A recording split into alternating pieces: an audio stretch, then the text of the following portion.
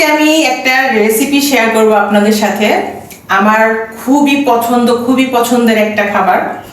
এখন হয়তো অনেকে বলবেন যে আপনার তো সবই পছন্দ, সত্যি কথা বলতে সবই পছন্দ, তবে পছন্দের জিনিসগুলো যখন মানে সুস্বাদ না হয় তখন আবার অপছন্দ হয়ে যায়।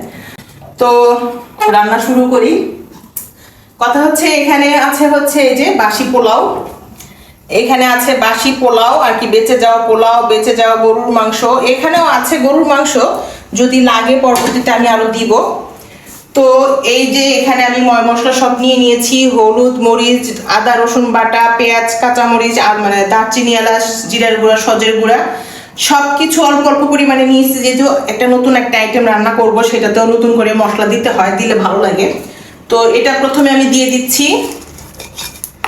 এই যে সম্পূর্ণ মশলাটা দিয়ে দিলাম।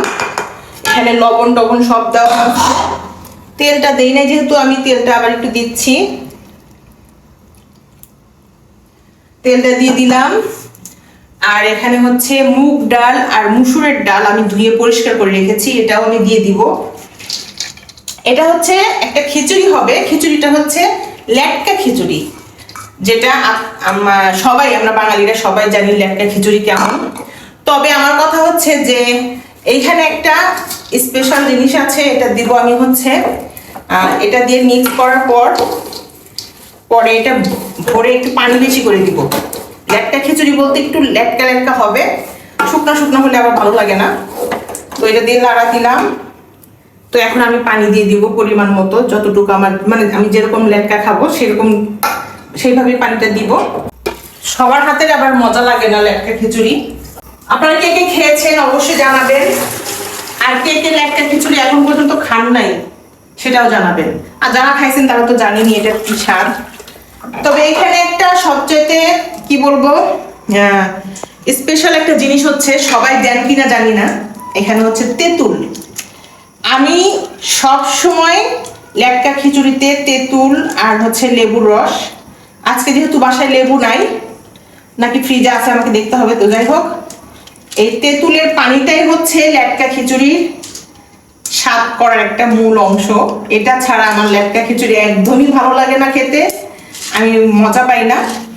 এটা দিলে যে কি পরিমাণ একটা টেস্ট হয় মানে কি বলবো। তো এটা আমি সুন্দর করে কচলিয়ে সুন্দর করে একদম মানে তেঁতুলের টকটা একদম বের করে নিছি এভাবে। তো এটা আমি এখন ছাঁকনি দিয়ে ছেঁকে দিব,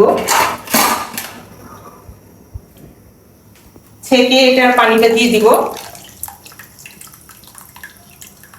তেঁতুলের যে বিচি আর যে ময়লাটা থাকে ওটা যাতে না পড়ে আর কি। একটু টক টক হলে যা মজা লাগে এই লেটকা খিচুড়ি। তো যা যা ময় মশলা দেওয়া দরকার সেটা সেটা দিয়ে দিয়েছি। এখন দিয়ে দিলাম তেঁতুলের পানিটা। তো এটা হতে থাক, মানে এরপরে আমি দেখাচ্ছি খিচুড়িটা হওয়ার পরে কি রূপটা আসে, কেমন দেখা যায়। এই তো খিচুড়িটা বলক এসে গেছে, বেশ কিছুক্ষণ জাল করতে হবে, ডালটাও হালকা ফুটে আসছে, একদম ঝোলটা ঘন হয়ে যাবে, একদম গাঢ় হয়ে যাবে। তো ফাইনালি খিচুড়িটা রান্না শেষ। এই হচ্ছে পাতলা খিচুড়ির ফাইনাল লুক। এটা ঠান্ডা হলে আরেকটু ঝোলটা ঘন হয়ে আসবে। তো এই তো এইভাবে খিচুড়ি রান্না করে খাবেন, লেটকা খিচুড়ি। আর কেমন লাগে খেতে অবশ্যই আমাকে কমেন্টসে জানাবেন। তো আজকের মতো আল্লাহ হাফেজ।